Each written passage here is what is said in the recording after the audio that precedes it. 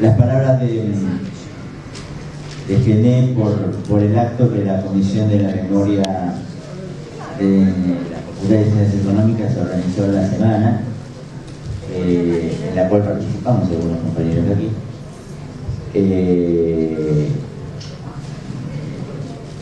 Y no solamente lo hizo la Comisión de la Memoria, la política de derechos humanos hoy desplegada en el país permite que también participen agrupaciones con nosotros en la elaboración de esas actividades que son diversas, desde la Cámpora, desde otra agrupación kirchnerista, hasta el Germen, que pertenece al Nuevo Encuentro, y hasta la Mella, que pertenece a otras corrientes que no son del oficialismo y que participan también de estas actividades, o del BASE, que también participan de estas actividades. De manera de que es un logro poder haber construido en ese ámbito un lugar de promoción de los derechos humanos y de cuestionamiento del poder económico y de la participación de organismos profesionales en la época del terrorismo de Estado. Bueno, ese es el primer punto. La segunda cuestión quería tratarla en términos de algunas ideas en relación al sentido de la realidad que han circulado vastamente en los medios en estos últimos días, sentido de realidad que a veces se hace peligroso.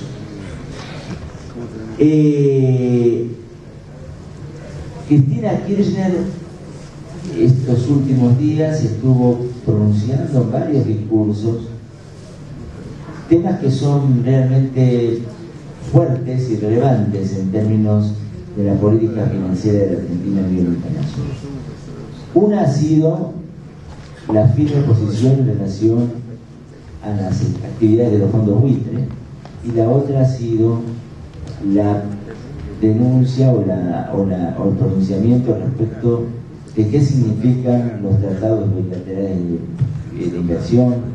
qué nivel de ultraactividad tienen. Estos son nuevos temas que están planteados, siempre se han planteado, pero nuevos temas que se instalan como temas importantes. Y quiero traer el tema ahora sí de los fondos buitres, porque, digamos, es una cuestión que más allá de las lógicas que uno puede leer en general, tienen sus impactos particulares en términos de que el problema por poder seguir sosteniendo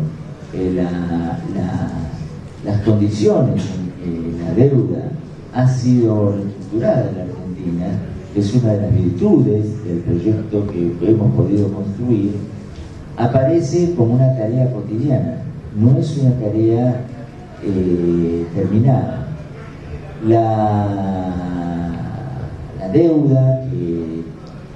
fue reestructurada por el gobierno de Néstor Kirchner fue una deuda que fue contraída en los peores de los términos, porque no solamente se delegó la jurisdiccionalidad, sino que también allí no aparecía lo que después se establecieron como los acuerdos que implicaban la idea de que si la mayoría de los deudores convenían una refinanciación de la deuda, el resto se tenía que venir. La deuda que Argentina refinació no tenía esas características. Y a partir de allí operan los fondos buitres tratando de recuperar la deuda en términos nominales que tenían originalmente, sobre la base de estas condiciones leoninas que se firmaron en la época del modelo neoliberal en Argentina. Condiciones, por ejemplo, que no están hoy siendo no están presentes en las reestructuraciones actuales que se hacen de deuda, porque en general contienen la cláusula de que una mayoría definitiva tiene la capacidad para obligar a los demás a hacerse cargo de las condiciones del canje y no poder atacar como están atacando ahora los fondos buitres a Argentina, como atacaron a otros países. Para hablar de los fondos buitres hay que decir también, y no olvidar de decir, de que los fondos buitres en países más débiles que la Argentina se apropiaron de fondos humanitarios, de fondos humanitarios dedicados al combate del SIDA, de fondos humanitarios dedicados a la educación, de fondos humanitarios, de fondos para la producción dedicados a la producción petrolera de países africanos. Los países africanos, ahora tenemos el caso de la fragata que ha sido detenida en Ghana, pero la verdad es que África ha sido un lugar donde a partir de determinada política de lobby sobre países débiles, etcétera, se ha visto sometida también a la exacción de los fondos. Y volviendo a lo que decía Lido en su intervención respecto del Partido Demócrata y respecto del Partido de Estados Unidos, del Partido Republicano, ambos partidos tienen sus fondos buitres que los financian, y uno de los cuales son los que más operan respecto del ataque a los fondos a la Argentina. Ahora ustedes conocen cuál es el ataque. Argentina tiene que pagar una parte de la deuda, entonces se genera una situación judicial en donde no se permite el pago de la deuda si no se atienden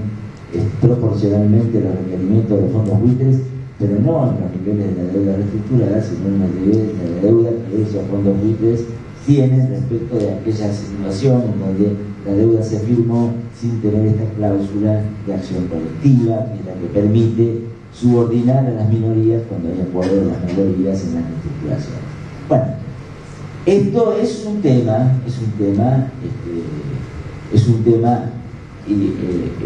importante, y los fondos buitres nacieron en la época, son del origen de la época del neoliberalismo. Los fondos buitres son de la época de la década, surgieron con la década del 70, es parte del sistema neoliberal. Entonces quiero concluir diciendo lo siguiente: hay un clima en los medios, en la oposición, en las opiniones de financistas que se declaran neutrales.